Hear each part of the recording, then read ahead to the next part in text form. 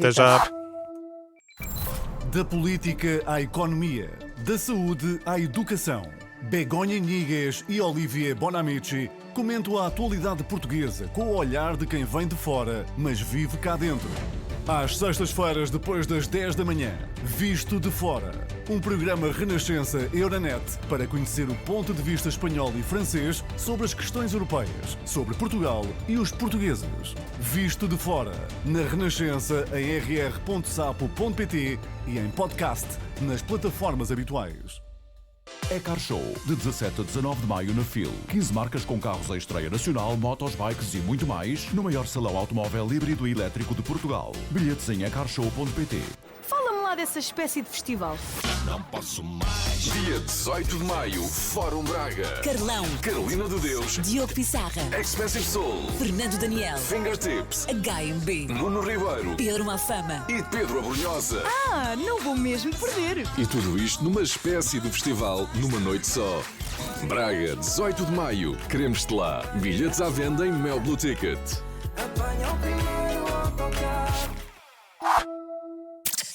Hora a hora na rádio, minuto a minuto no digital, sempre em podcast. Renascença. Informação para decidir. 1h08, praticamente. É quarta-feira, é dia de Casa Comum, programa Renascença Euronet, rede europeia de rádios, moderado por José Pedro Frazão. Euronet Plus. Bem-vindos ao Casa Comum na Renascença, neste espaço à hora de almoço, onde debatemos temas nacionais e europeus. Em mudança de ciclo político em Portugal, a fazer agora cerca de um mês, também a caminho de uma nova mudança, neste caso no ciclo europeu, com as eleições para o Parlamento Europeu agendadas para 9 de junho. Também o Casa Comum entra numa nova fase, depois, nos últimos anos, termos tido aqui comentadores como Fernando Medina, Paulo Rangel, Francisco Assis, José Luís Carneiro, Porfírio Silva ou Pedro Duarte.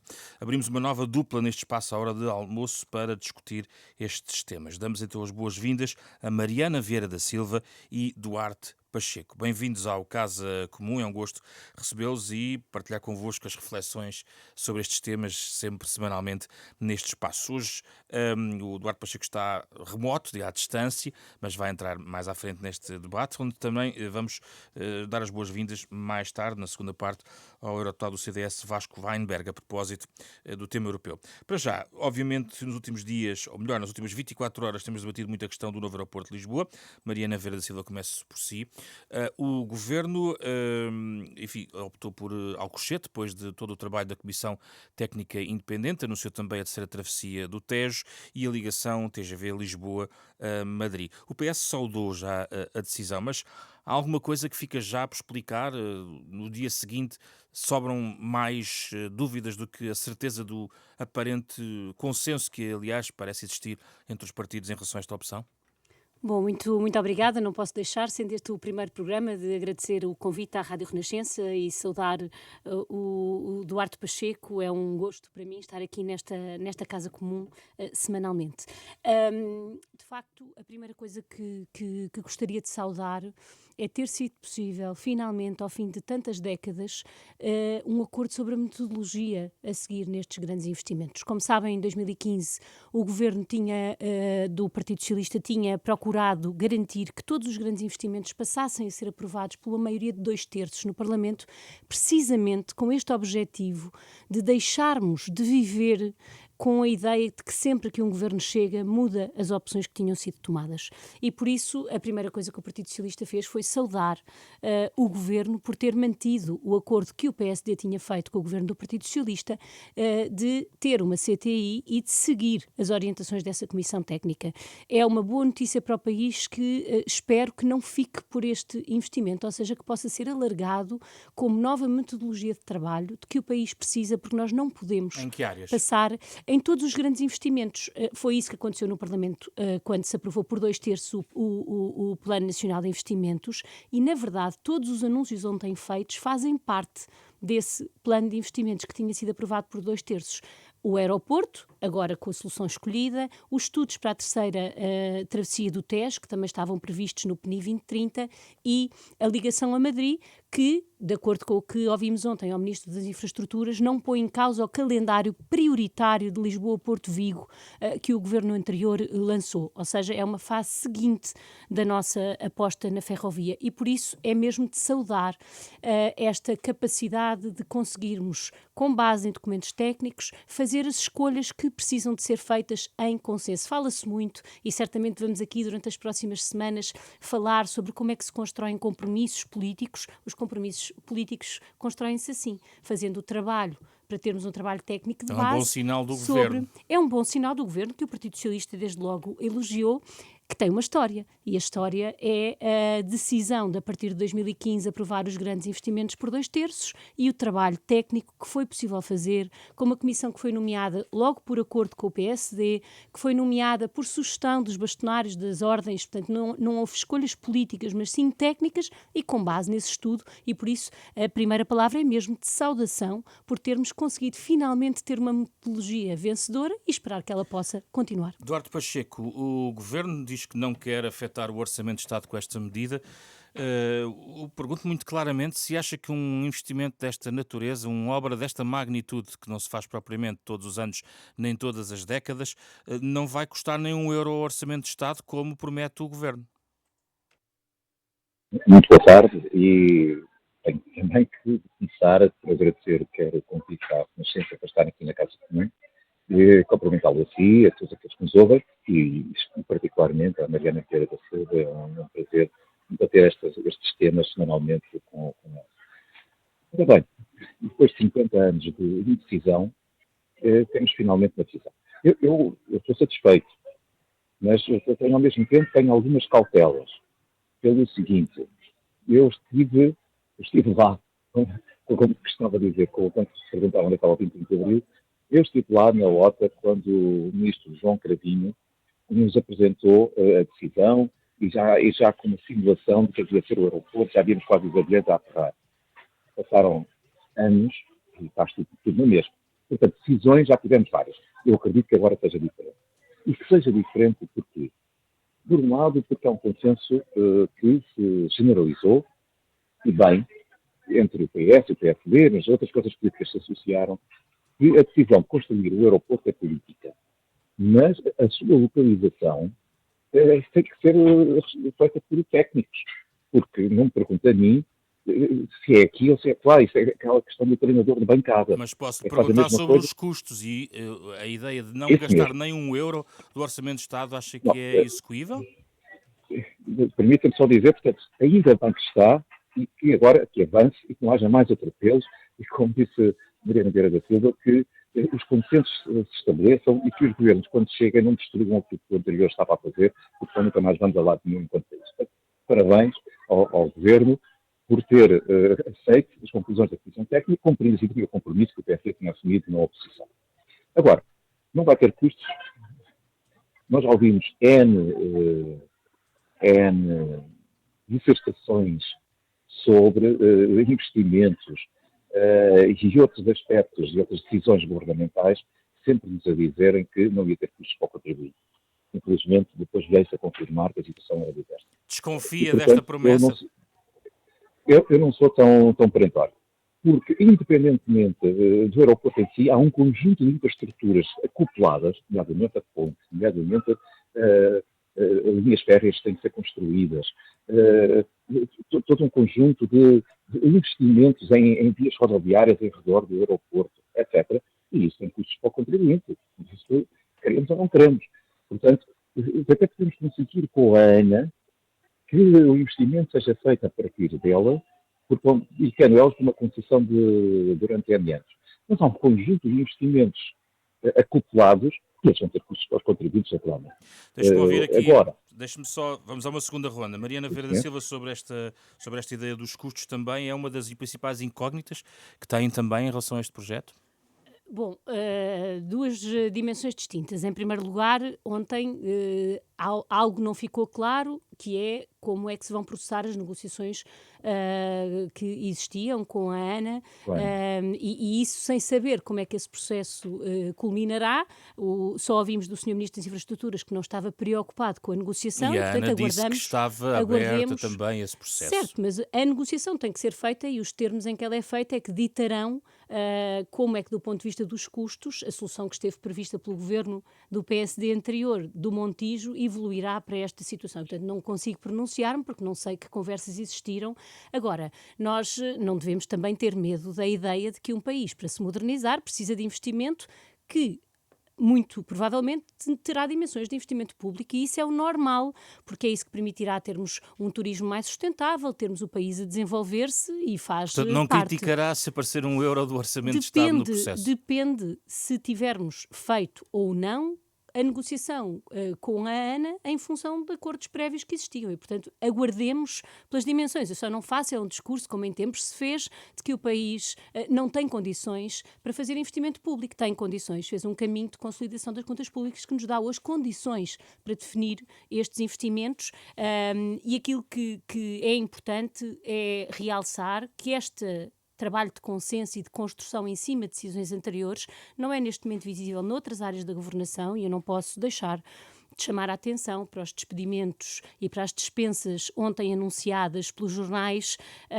da estrutura Museus e Monumentos, da Direção-Geral do Património, ou da evolução da reforma do património, como também já tinha acontecido na Direção Executiva. Nós passámos 8 anos a ouvir dizer que não há reformas e com um mês de governo já vamos na destruição, ou pelo menos no afastamento de 2 protagonistas de 2 das principais reformas que o último governo fez. A Direção Executiva do SNS e toda a estrutura da cultura para a área dos museus e monumentos, e por isso dizia no início... Está no seu direito, ou seja, estava à espera de um contacto com o PS também sobre essa matéria? Não, estou à espera que reformas relevantes, elogiadas por todo o setor, como existiram na área da saúde e na área dos museus e monumentos, não fossem tratadas com esta leveza de afastamentos sumários de pessoas sem se perceber qual é a direção. E por isso perguntamos sempre ao PSD qual é o sentido face às reformas, não tanto face às pessoas, embora aí também me parece que alguém que tomou posse em janeiro devia ter tempo de executar o seu trabalho, portanto não pode haver, neste caso, por exemplo, de museus e monumentos, essa dúvida, mas aquilo que mais me preocupa é quanto às reformas que tinham sido feitas na saúde e na cultura, estes 2 exemplos que estou a escolher, e portanto esta continuidade e do trabalho que foi seguida nesta área do aeroporto e que elogiei, não parece ter um paralelo noutras áreas e portanto é importantíssimo que o Governo diga, relativamente a estas 2 áreas, por exemplo, qual é o caminho face às reformas, porque as reformas de que nós falamos muito não são compatíveis com ciclos de 4 anos, ou de 2 anos, ou de 3 anos, conforme os ciclos governativos que nós tivermos. Pensei que ia falar-me da educação ou da justiça, por exemplo.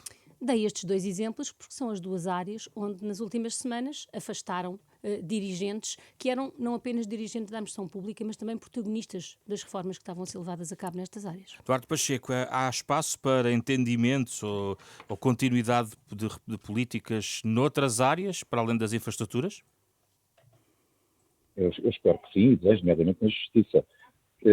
Agora, repare, o facto do governo, o anterior e o próximo, iniciarem a reforma no setor, se essa reforma não foi consensualizada com ninguém e se corresponde à execução do seu programa, é natural que quem ganha as eleições a seguir diga: esta não é a minha orientação política para este setor. Isso é o normal da vida. Tem que dizer qual é. Outra coisa, sim, mas tem que dizer qual é, naturalmente. Aí eu concordo. Porque, agora, outra coisa é, imaginemos que o PS, o PSD e outras forças políticas estão disponíveis para uma reforma na justiça, como todos hoje dizem que é um dos setores mais críticos da nossa democracia. Temos que pensar que é mesmo a nossa democracia, o Estado democrático como nós o conhecemos, que está em causa.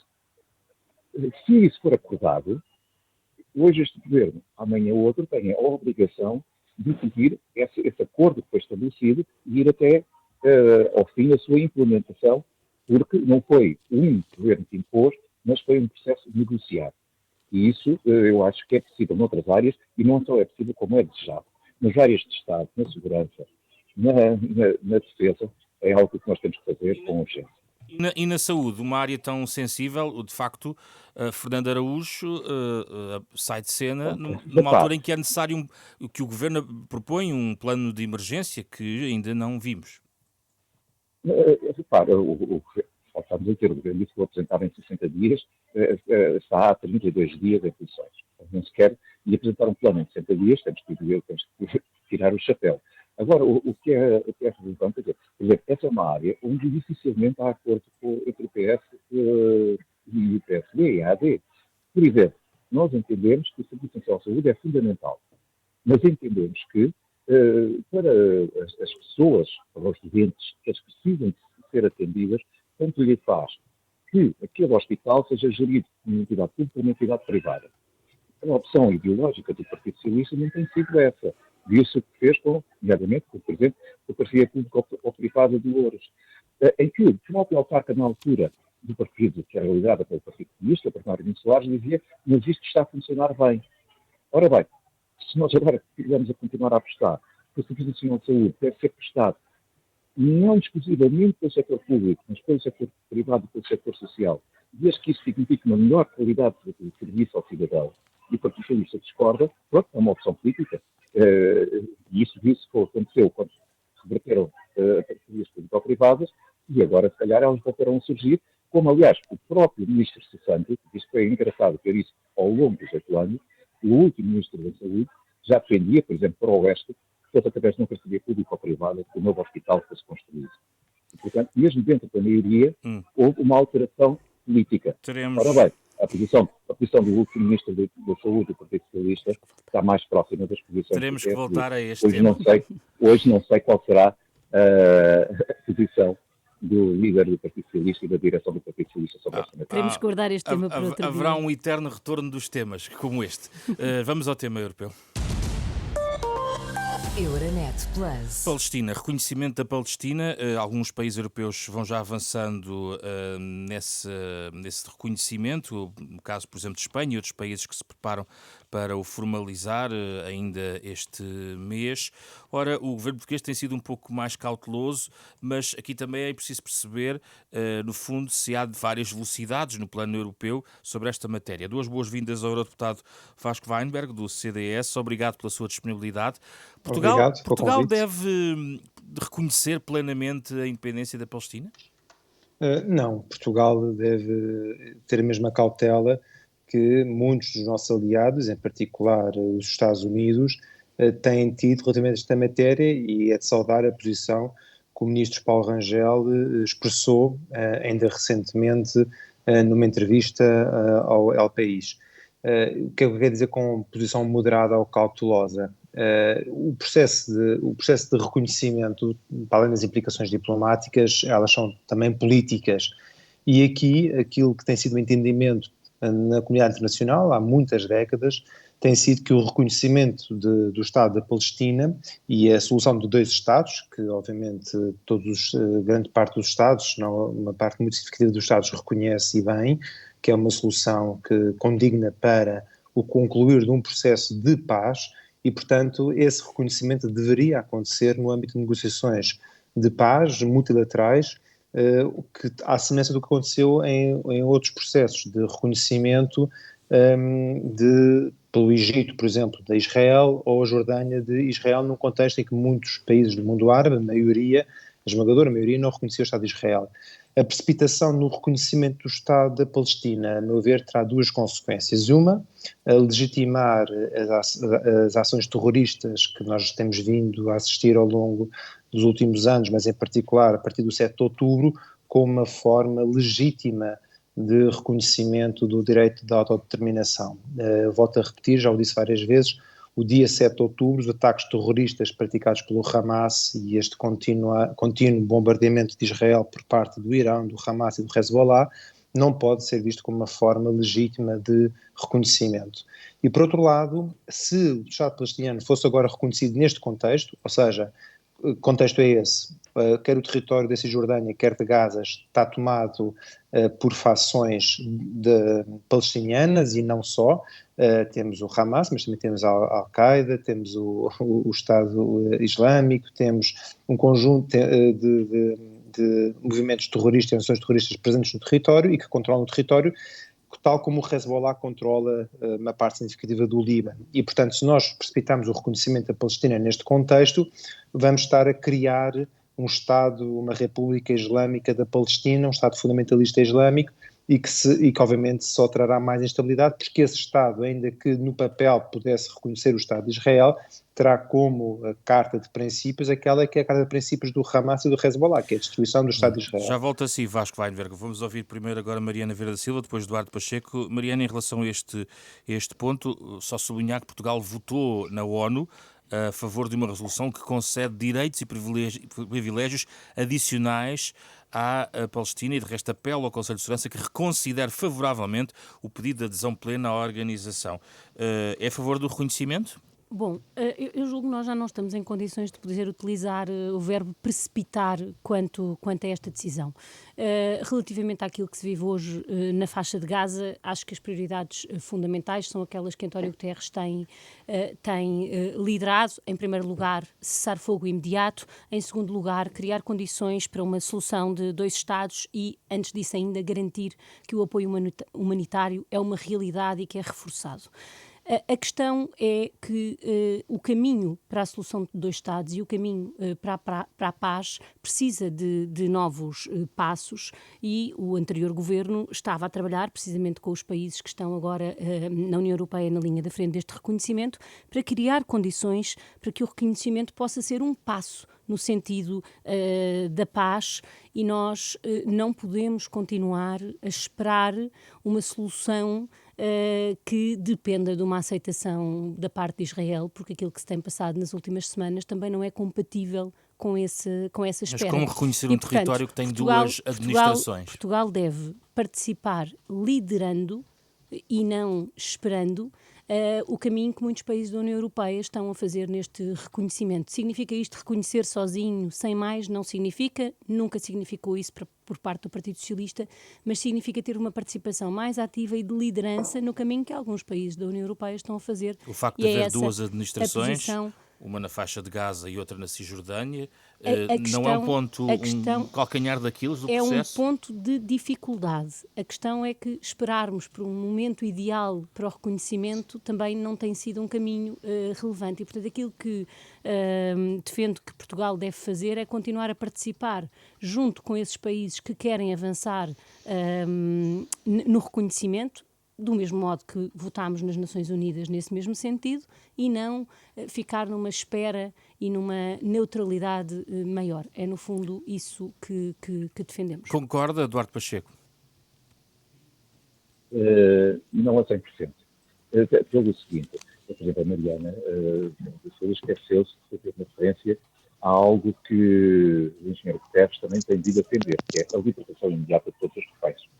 É porque às vezes parece que nós, europeus, nas manifestações que vimos na rua, se esquecem que ainda estão mais de 130 israelitas, entre os quais mulheres e crianças, e não sei se mulheres, crianças, homens com mais idade ou com menos idade, reféns civis foram raptados.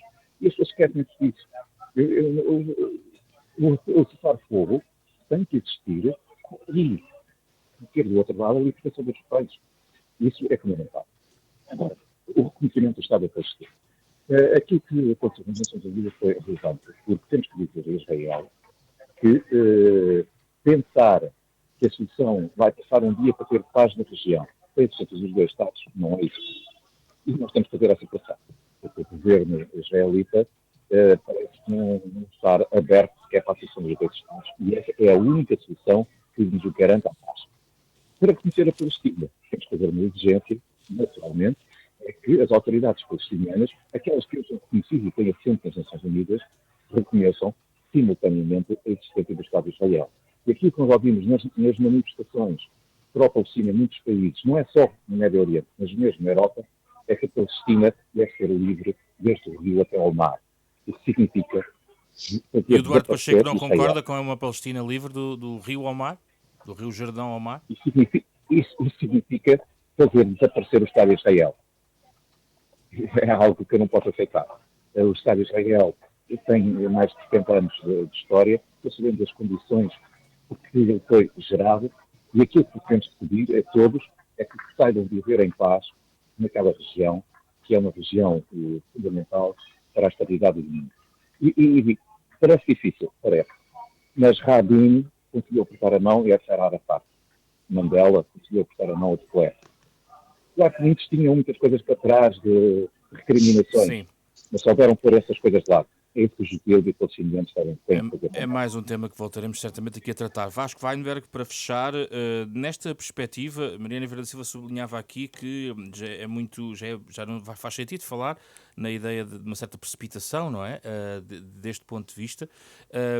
Este reconhecimento não poderia ter benefícios para acelerar uma clarificação e até que a paz se instale, ou pelo contrário, a sua opinião, dificulta ainda mais a conquista da paz naquele território? Bom, só uma nota prévia. O slogan do Rio ao Mar é um slogan profundamente antissemita porque pressupõe a extinção do Estado de Israel e do povo judeu que reside nesse território. Portanto, quanto mais é repetido, mais se legitima o discurso antissemita.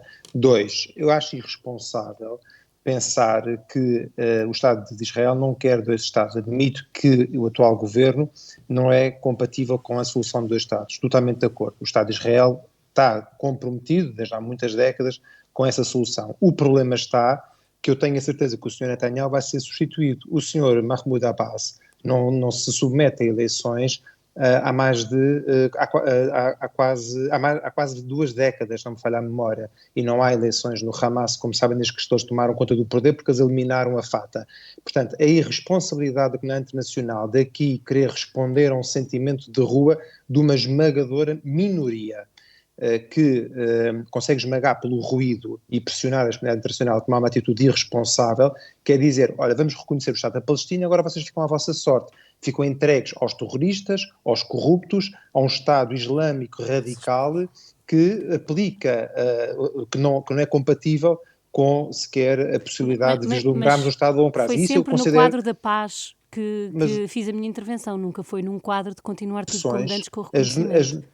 Peço desculpa, as negociações do reconhecimento, isto é um dado importante, sempre tiveram como pressuposto que as partes abdicavam do uso da força. Ou seja, o Yasser Arafat, a conversão que faz, e isso e é bom que nós lembremos que Portugal teve um papel importante, o Mário Soares até inclusivamente foi o primeiro líder europeu que fez questão de receber o Arafat, encontrando-se com a primeira em Marrocos e depois em Portugal, e esse património é do PS, Mariana. E, portanto, nesse património, aquilo que foi feito desde o início é abandonem a violência, reconhecer o Estado de Israel em segurança. Isso quer dizer que abandonam a violência como uma forma de legítima de direito à autodeterminação. Ou seja, dizer que... Não se pode dizer que esse caminho tenha produzido os resultados que esperávamos. Veja uma coisa, não há de partes inocentes nem partes culpadas. Há as circunstâncias em que nós estamos. Com certeza, Se nós estamos a uma coisa séria, que é reconhecimento de Estados e aquilo que se chama estabelecer relações entre Estados, tem de ser levadas não no sentimento, no pulso do sentimento da rua, mas ninguém falou em com sentimento responsabilidade. de rua. O que nós temos é diferentes países europeus com uma posição mais ativa neste caminho e é isso que eu acho que se espera de Portugal. Apenas isso. Vamos ter que fechar, desculpa, só para concluir, há um grupo de países minoritários com uma agenda particular, como é o caso de Espanha, que temos assistido ao posicionamento que Espanha tem assumido ao longo deste tempo, com o presidente Sánchez. E depois há uma esmagadora maioria de países que está consciente do drama que é o povo palestino não tem uma representação política, tem grupos terroristas que estão a lutar entre si para garantir o controle daquele território, não temos legitimidade política em nenhum ator relevante. E aquilo que a comunidade internacional veio fazer, dou-lhe um exemplo, Mariana, quem é que recebe Mahmoud Abbas? Mahmoud Abbas não sai. Porquê que ele não sai? Porque ele sabe que se ele sair, não o deixam entrar na Palestina. Quem é que não o deixa entrar? O Hamas. E, portanto, o problema está em que a comunidade internacional deve estar focada na emancipação da causa política palestiniana. Em que estamos mantendo. Eu também não estou a dizer que se desbloqueia assim, mas também não se desbloqueia mantendo tudo como temos feito até agora. Mas isso é um capricho de uma elite ocidental que acha que é assim que se resolvem os problemas. Não é. Isto é preciso, é muito preciso mais fundo. Uma leitura do que eu disse que não foi o que eu disse. Quero só dar 30 segundos para fechar, porque temos mesmo que equilibrar este tempo e também fechar. Eu diria que concordo que não estamos a falar que Israel não aceita o Estado da Palestina, mas o atual governo não aceita o Estado da Palestina. E por isso é que quer os Estados Unidos estão em posições recentemente sobre até o fornecimento militar, quer a decisão da Assembleia Geral dos Estados Unidos é importante para que Israel também perceba qual é o sentimento da comunidade internacional. Exato. A paz só poderá acontecer um dia com 2 Estados. E para isso, Israel tem que estar aberto e, por outro lado, depois, naturalmente, conseguimos ter um interlocutor que ainda não existe. Apesar do Presidente Abbas, se conseguisse controlar a situação, sabemos que é uma pessoa disponível para dialogar e para encontrar a paz. Fico com ele e sinto isso, sinceramente. Mas, infelizmente, ele é o líder de uma facção e não o líder palestiniano que Obrigado. tivemos nos tempos. Duarte Pacheco, Vasco Weinberg e Mariana Ferreira da Silva, obrigado pelo vosso contributo neste debate. Voltamos na próxima semana para mais Casa Comum. Euronet Plus. Milano.